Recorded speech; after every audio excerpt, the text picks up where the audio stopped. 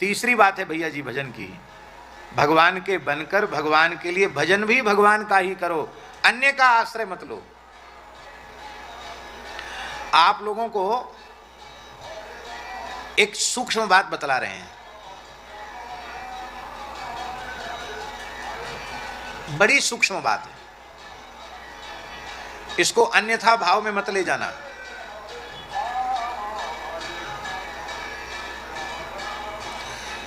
ब्रज की कुमारी कन्याओं ने अगहन मास में 1 महीने का अनुष्ठान किया, कात्यायनी व्रत किया। वे मंत्र का जप करती है। क्या मंत्र जपती है?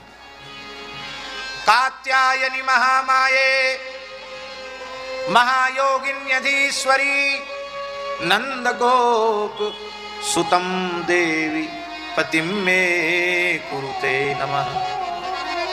हे कात्यायनी, हे महामाये, हे महायोगिनी, हे अधीश्वरी, आप ऐसी कृपा करें कि नंद नंदन श्री कृष्ण हमें पति रूप से प्राप्त हो।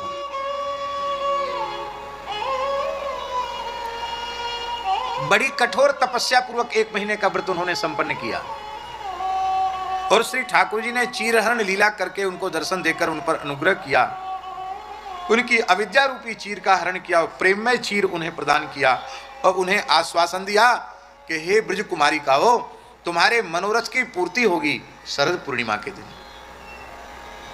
अब ध्यान दें, अगहन पूर्णिमा को भगवान ने वर दिया है मनोरथ की पूर्ति का, और उस वर की पूर्ति कब हो रही है? मनोरथ की पूर्ति कब हो रही है? शरद पूर्णिमा को। कितने महीने हुए? अरे जब पूर्णिमा कोई रास करना था तो अगहन की पुण्य कोई कर लेते। अगहन मास पौष, माघ, फाल्गुन, चैत्र, वैशाख, ज्येष्ठ, आषाढ़, सावन, अगहन के बाद गिनो तो 10 महीना हो गए। 10 महीने तक की प्रतीक्षा भगवान ने कराई उनको। कितने महीने की? 10 महीने तक। और कैसी विरह विकलता का अनुभव उन्होंने किया होगा।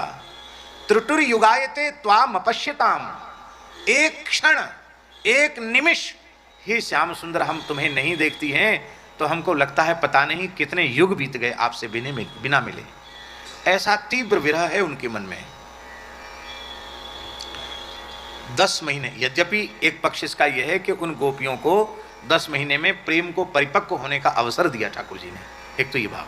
लेकिन हम जो कहना चाहते हैं वो ये कि सीधे श्री कृष्ण का आश्रय लेती तो उसी पूर्णिमा को रास में प्रवेश हो जाता, लेकिन वो वायु कहते ना, वो वाया, ये हवाई जहाज जब सीधे जाता है कहीं से कहीं तो वो जल्दी पहुंचा देता है, और वहाँ रुक के जाएगा, वहाँ होके तब जाएगा, तो कई बार 4-4, 5-5 घंटे भी फ्लाइट में लग जाते हैं। तो वाया नहीं, सीधे जाओ ठाकुर जी के पास। क्यों? क्योंकि प्रेम गली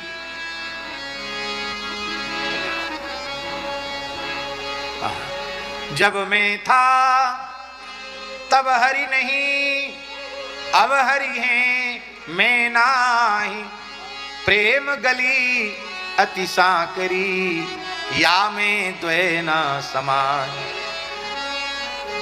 इसमें दो नहीं आते, बीच में कोई आ गया तो वो व्यवधायक ही होगा। और कलिकाल में दक्षिण भारत में श्री विष्णु चित्ती आलवार की पुत्री, जिनका प्राकट्य तुलसी वन से हुआ, तुलसी के बगीचे में जिनका प्राकट्य हुआ, जिनको दक्षिण की भाषा में आंडाल कहते हैं, रंगनायकी आंडाल, जिनका नाम है श्री गोदाम्बा जी।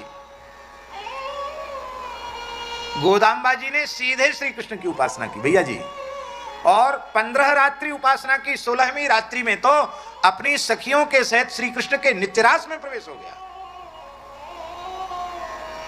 तो कहां केवल 15-16 रात्रि और कहां 10 महीने का समय, ये तो सब मिले मिलाए, लेकिन हम लोगों को सीख दे रहे हैं, सीधे श्री कृष्ण को भजोगे तो सीधे जाओगे। हम ये नहीं कह रहे हैं कि देवी देवताओं का आदर सत्कार सम्मान नहीं करना चाहिए। विनय पत्रिका में गोस्वामी जी ने सभी देवताओं का स्मरण किया है, सबकी पूजा की है, लेकिन मांगा क्या है?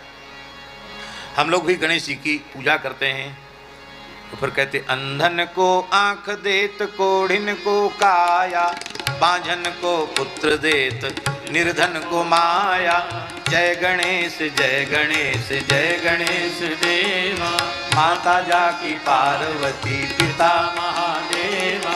है तो बहुत बढ़िया, लेकिन तुलसीदास जी कहते हैं गाइए गणपति जगवंदन, गाइए गणपति जगवंदन, गाइए गणपति जगवंदन, गाइए गणपति जगवंदन।